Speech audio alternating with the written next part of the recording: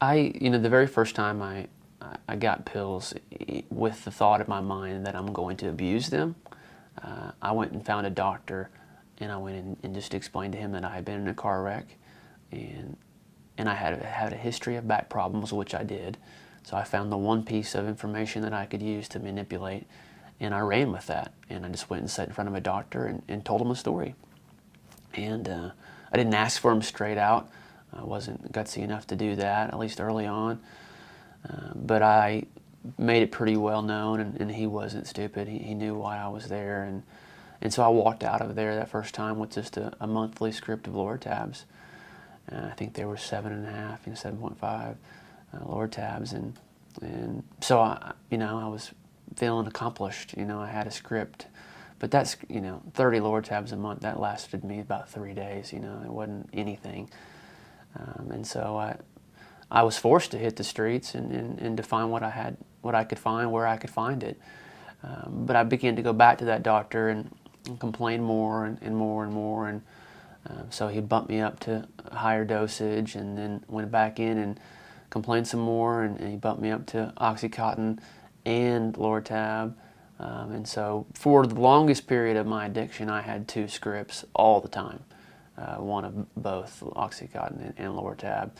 But again, that was a solid weekend worth of what I needed, maybe a few extra days, and the rest of the time I was running all over the state, doing whatever I could do to get them.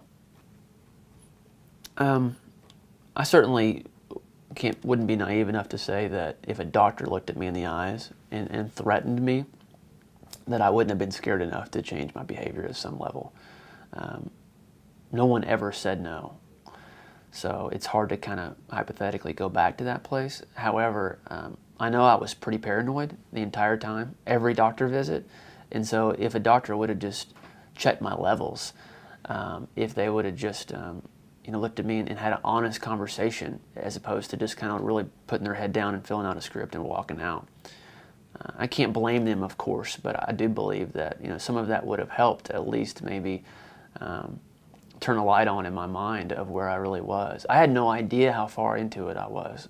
It just seemed normal to me, which is crazy to think, but that's just the reality. I felt like I was just living a normal life, taking 30 or 40 pills a day and doing those kind of things, but that seemed normal. And so if somebody could have kind of popped me back into reality, basically what my uncle did for me later on down the road, I think that would have definitely helped.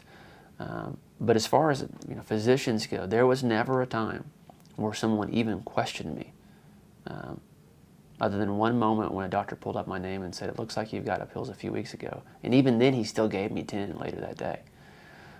So would it have helped? Yes. Would it have stopped me? No. I was on a purposeful pursuit to get high every day. And if he would have said no, I would have just ran a little harder on the streets. But I think it probably would have helped maybe emotionally, maybe mentally, for me to prepare myself to get to the point where I was ready to say, I want something new.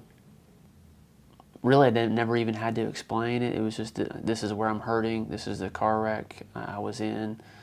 I have a history of stress fracture in my L5 vertebrae. You just throw a few things out there, and there wasn't much arguing. And looking back, it was so obvious. I would call every month, a week beforehand, and beg and plead them to release me the script a few days early. I would make up stories how I was on a business trip and I left the bottle in the hotel. I would call and say, I'm getting ready to go to a conference and I'll be on my feet all week, and I get a few more. If they would say no, I would go to the clinic, the health clinics, the emergency clinics, and sit and wait for a doctor for hours and tell him, hey, I'm in pain.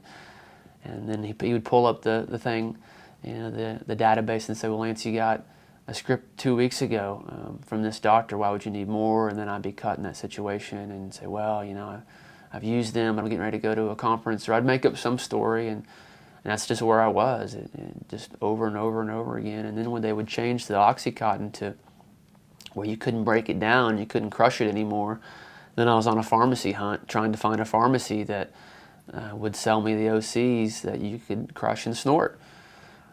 Found a pharmacy that would do that, and so went to that pharmacy for months and months instead of the others, and it's just a vicious cycle. I mean, it just has control over you. I mean, you're a slave to it, and it will just run you ragged. It'll run you all over the place and put you in positions that you never thought you'd be in, and make choices that you never thought you'd make. And all of those play on your internal character and your morals and your heart and your head, and you just slide deeper and deeper into darkness, and it takes a miracle to get you out of it.